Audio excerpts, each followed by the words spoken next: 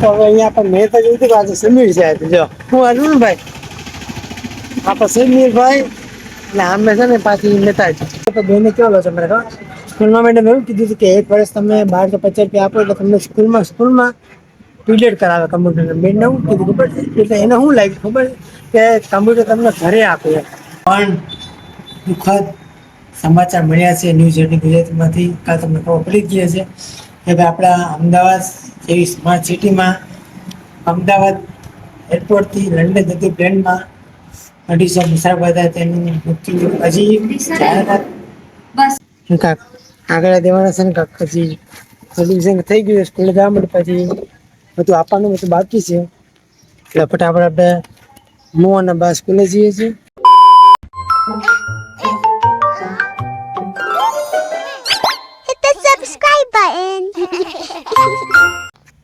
Hello good morning. તો ભાઈ કેમ છો બધા?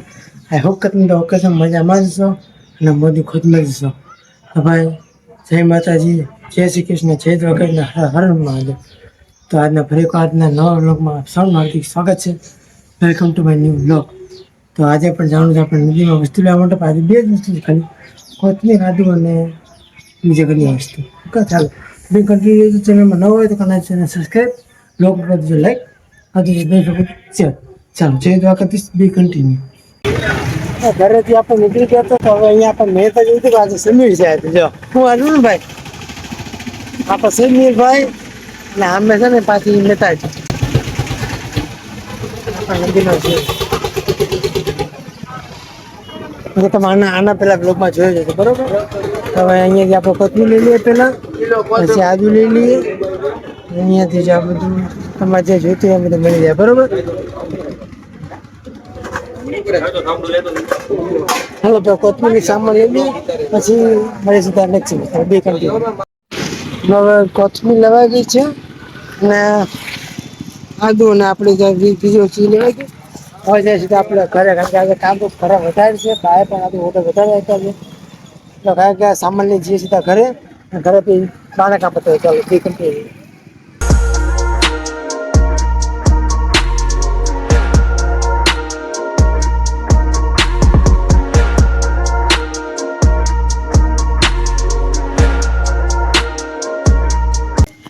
ફાઇનલી બાના જે એક કામ હતું તો પતી ગયું છે કબાટનું. હવે જાય છે મારી બેનની સ્કૂલે ગર્લ્સમાં કાંક આગળ દેવાના છે ને કાંક પછી સોલ્યુશન થઈ ગયું સ્કૂલે જવા માટે પછી બધું આપવાનું બધું બાકી છે એટલે ફટાફટ આપણે મોહન બા સ્કૂલે જઈએ છીએ. એ સ્કૂલે જઈને આવીને આપણે તમારી સાથે વાત કરીએ. ચાલો બી કન્ટિન્યુ. જય દ્વારકાધીશ. અને જેલ આપણે ગાડી નવું લખાવ્યું. હા જય દ્વારકાધીશ. બી કન્ટિન્યુ. ફાઇનલી સ્કૂલમાં જે કામ હતું પતી ગયું છે. તો બેને કેવો લો છો મને ખબર સ્કૂલમાં મેડમ એવું કીધું હતું કે 1 વર્ષ તમે 1250 રૂપિયા આપો એટલે તમને સ્કૂલમાં પીરિયડ કરાવે કમ્પ્યુટર. બેન એવું કીધું ખબર છે એટલે એને શું લાગ્યું ખબર કે કમ્પ્યુટર તમને ઘરે આપે. તમે નતો શું ભણવાઈ ગયું તો તમને શું ભણવાઈ ગયું કેમ એવું લાગ્યું તો કમ્પ્યુટર ઘરે આપે. હવે બાય પાપા લીધા નીચે પવનમાંથી ને આવે છે. હા હવે સીધા જે કરે. ચાલો બે કન્ટિન્યુ. બપોરે બાને अरे कहना क्या चाहते हो?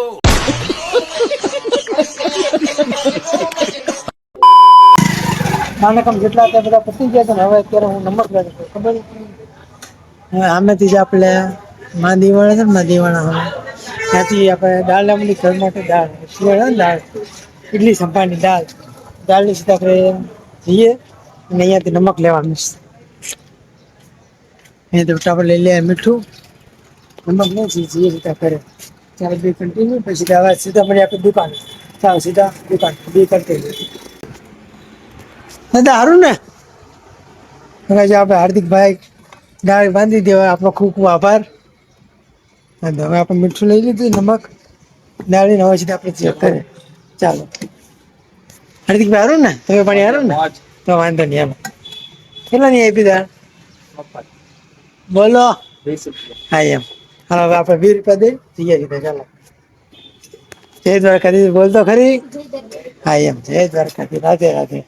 राधे राधे. સો ગુડ આફ્ટરનૂન.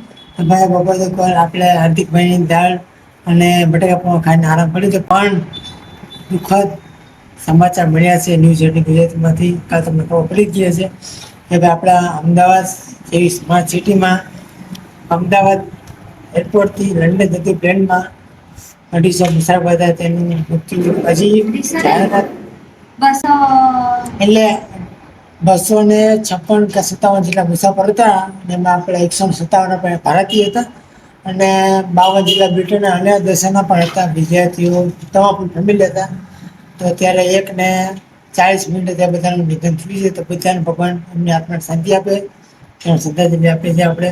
બસ ભગવાન કરે તેમની આત્માને શાંતિ મળે અને જે મુસાફરોનો ઈચ્છા પહોંચી હોય તો ભગવાન કરે તેનું ખૂબ સારું થઈ જાય, અત્યારે પેલા થઈ જાય. બધા ના વાગે તો દ્વારકાધીશ જેવી આપણે મનોકામના કરીએ કે જેને બિચારાને ઓછું વાગ્યું તો બધા સારવાર હેઠળ સારવાર સાજા થઈ જાય.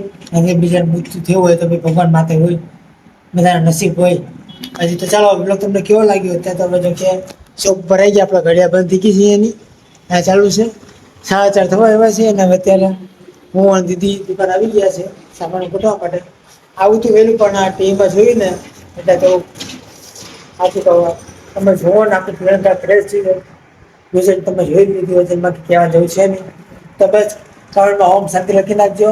અને હવે આપણે એક જ પ્રાર્થના છે કે જે લોકો જે બચી ગયા હોય પ્લેટમાં તો બધાને સારું થઈ જાય, સ્વસ્થ થઈ જાય. જે લોકો બીજા ગુજરી ગયા હોય તે બધાની આત્માને શાંતિ મળે એ આપણે શ્રદ્ધાંજલિ આપીએ છીએ.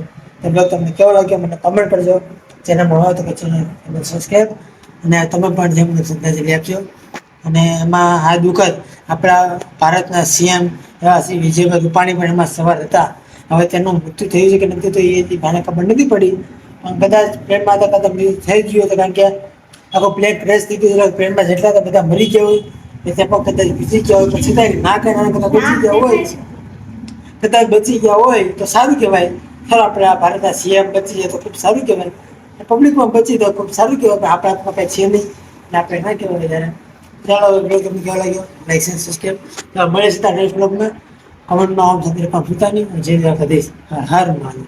ચાલો ઓમ શાંતિ, સોરી જય દ્વારકાધીશ. ચાલો હવે મેં પ્રાર્થના કરું તો બધાને સારું થઈ જાય છે, સારું હેઠા હોય અને જે ખુશી કહેવાય તેને આપણને શાંતિ મળે. ચાલો ટાટા, મળીએ છીએ ત્યાં નેક્સ્ટ બ્લોગમાં. Bye bye.